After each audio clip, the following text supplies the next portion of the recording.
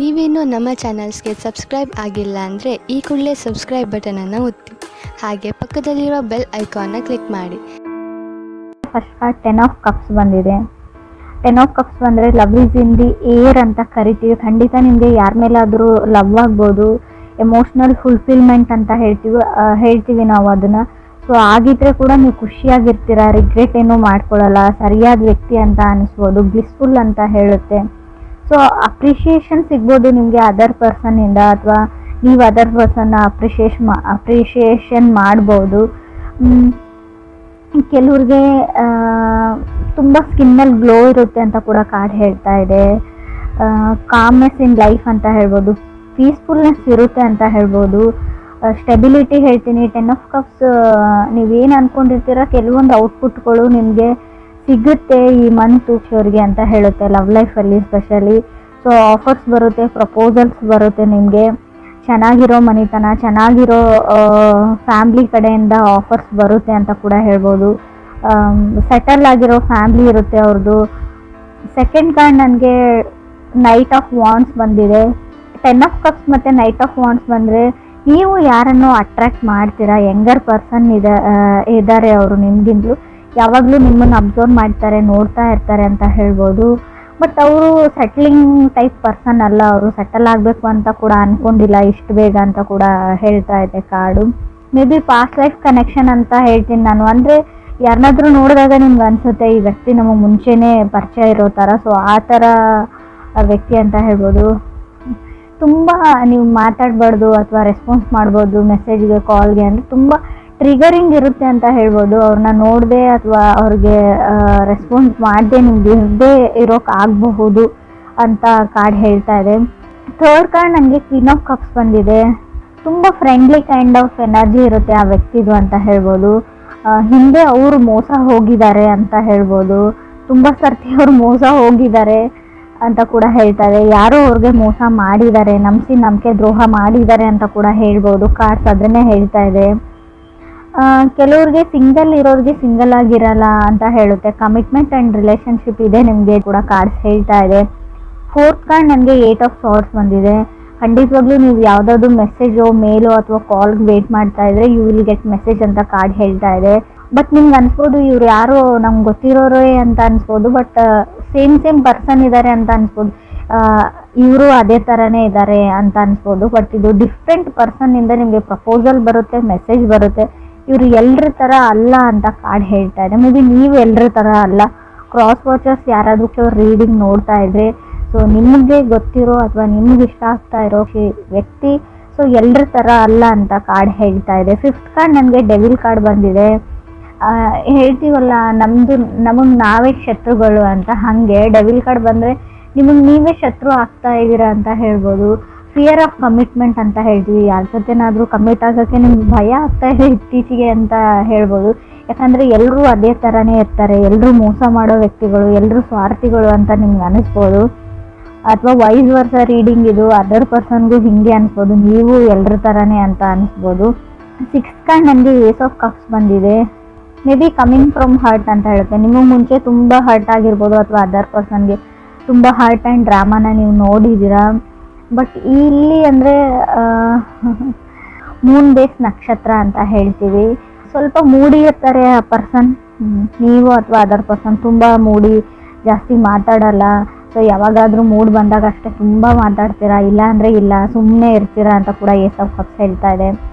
Seventh card ನನಗೆ ಹೈರ್ಫೆಂಟ್ ಬಂದಿದೆ. ಹೈರ್ಫೆಂಟ್ ಕಾರ್ಡ್ನ ನಾವು ಮ್ಯಾರೇಜ್ ಪ್ರಪೋಸಲ್ ಕಾರ್ಡ್ ಅಂತ ಹೇಳ್ತೀವಿ. ಪ್ರಪೋಸಲ್, ರಿಲೇಷನ್ಶಿಪ್, ಮ್ಯಾರೇಜ್ ಅಂತ ಹೇಳ್ಬೋದು.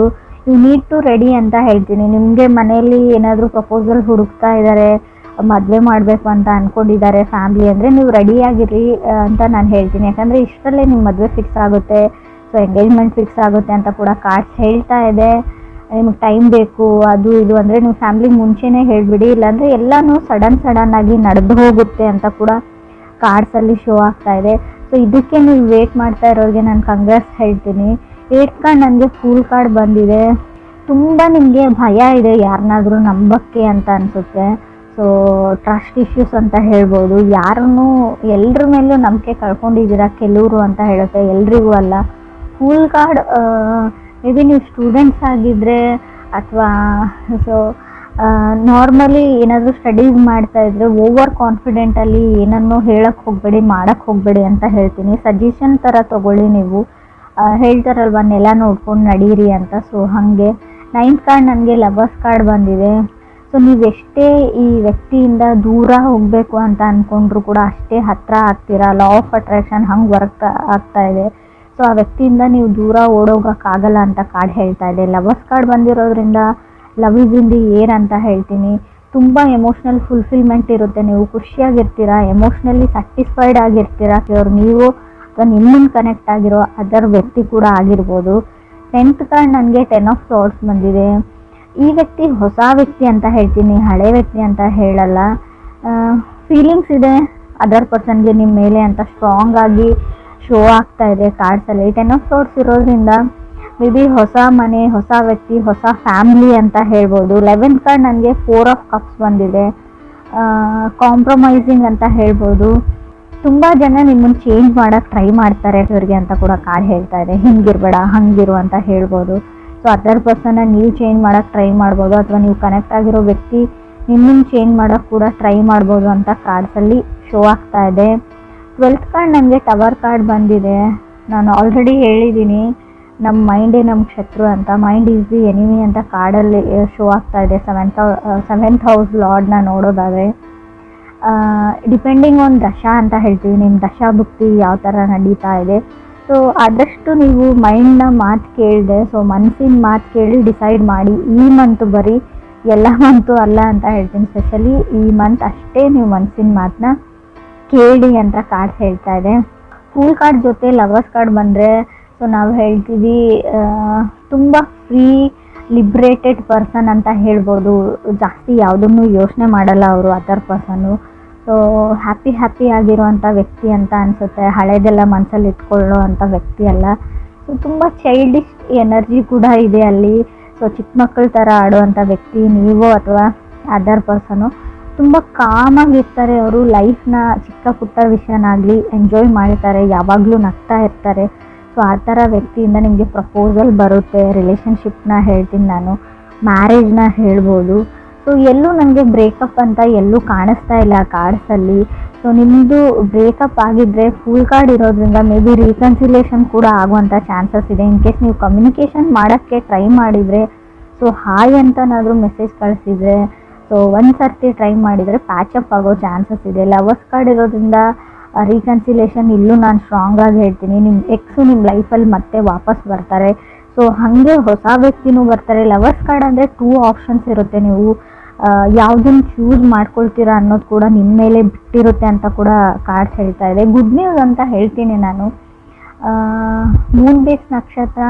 ಸೊ ಮೇ ಬಿ ಸ್ವಲ್ಪ ಮೂಡಿ ಇರ್ತಾರೆ ಅವರು, ಆ ವ್ಯಕ್ತಿ, ಅಥವಾ ನೀವು ಮೂಡಿ ಇರ್ಬೋದು ಅಂತ ಹೇಳುತ್ತೆ. ಫಸ್ಟ್ ಕಾರ್ಡ್ ಪ್ರಕಾರ ನೋಡೋದಾದರೆ 10 ಆಫ್ ಕಪ್ಸ್ ಬಂದಿರೋದ್ರಿಂದ ಯಾರ್ಯಾರು ಸಿಂಗಲ್ ಇದ್ದೀರಾ, ಸೊ ಅವರಿಗೆ ಖಂಡಿತವಾಗ್ಲೂ ಸಮ್ಮನ್ ಸ್ಪೆಷಲ್ ಥರ ವ್ಯಕ್ತಿ ನಿಮ್ಮ ಲೈಫಲ್ಲಿ ಬರ್ತಾರೆ ಈ ಮಂತು ಅಂತ ಹೇಳಿ ತುಂಬ ಜನನ ನೀವು ಅಟ್ರ್ಯಾಕ್ಟ್ ಮಾಡ್ತೀರಾ. ತುಂಬ ಜನ ಫ್ರೆಂಡ್ಲಿ ಟೈಪ್ ಆಫ್ ಎನರ್ಜಿ ಇರೋದ್ರಿಂದ ತುಂಬ ಜನ ಒಂದು ಗ್ರೂಪ್ ಥರ ಇರುತ್ತೆ ನಿಮ್ಮದು. ಯಾರನ್ನು ನೀವು ಚೂಸ್ ಮಾಡ್ಕೊಳ್ತೀರಾ ಅನ್ನೋದು ಕೂಡ ನಿಮ್ಮ ಮೇಲೆ ಬಿಟ್ಟಿರೋದು ಅಂತ ಅನಿಸುತ್ತೆ ನನಗೆ. 8 ಆಫ್ ಸಾರ್ಡ್ಸ್ ಕಾರ್ಡ್ ಇರೋದ್ರಿಂದ ಖಂಡಿತವಾಗ್ಲೂ ಕಮ್ಯುನಿಕೇಷನ್ನ ನಾನು ಹೇಳ್ತೀನಿ. ನೀವು ಯಾವುದಾದ್ರೂ ಮೆಸೇಜ್ಗೋ ಅಥವಾ ಕಾಲ್ಗೋ ವೇಟ್ ಮಾಡ್ತಾ ಇದ್ದರೆ you will get a message ಅಂತ ಕಾರ್ಡ್ ಹೇಳ್ತಾ ಇದೆ. ಬಟ್ ಡಿಫ್ರೆಂಟ್ ಒನ್ ಅಂದರೆ ನೀವು ಎಕ್ಸ್ಪೆಕ್ಟ್ ಮಾಡಿರೋ ವ್ಯಕ್ತಿಯಿಂದ ಮೆಸೇಜ್ ಬರುತ್ತೋ ಇಲ್ವೋ ಗೊತ್ತಿಲ್ಲ. So somebody from different person ಅಂತ ಹೇಳ್ತಾ ಇದೆ. ಪಾಸ್ಟ್ ಲೈಫ್ ಕನೆಕ್ಷನ್ ಹೇಳ್ತೀನಿ ನಾನು ಡೆವಿಲ್ ಕಾರ್ಡ್ ಇರೋದ್ರಿಂದ. ಡೆವಿಲ್ ಕಾರ್ಡ್ ಯಾವ ಥರ ಅಂದರೆ ಇಲ್ಲದೆ ಇರೋದ್ರ ಬಗ್ಗೆ ನೀವು ಜಾಸ್ತಿ ಯೋಚನೆ ಮಾಡ್ತೀರಾ. ಇದಿರ್ಬೋದಾ, ಇದು ಹಿಂಗೇನಾ. ಆ್ಯಕ್ಚುಲಿ ಅದು ಪ್ರಾಕ್ಟಿಕಲಿ ನೋಡೋದಾದರೆ ಆ ವಿಷಯ ಇರೋದೇ ಇಲ್ಲ, ಆ ಸಿಚುವೇಶನ್ ನಿಮ್ಮ ಲೈಫಲ್ಲಿ ಬರೋದೇ ಇಲ್ಲ ಅಂತ ಅನಿಸುತ್ತೆ. ಸೊ ತುಂಬ ನೆಗೆಟಿವ್ ಅಥವಾ ಟಾಕ್ಸಿಕ್ ಥಿಂಕಿಂಗ್ನ ಬಿಡಿ ಅಂತ ಹೇಳ್ತೀನಿ. ಡಿಲೇ ಅಂತ ಏನಿತ್ತು ಅವ್ರ ಲೈಫಲ್ಲಿ ಅದು ಮುಗ್ದಿದೆ ಅಂತ ಹೇಳ್ಬೋದು. ನಿಧಾನ ಅನ್ನೋದು ಮುಗ್ದಿದೆ.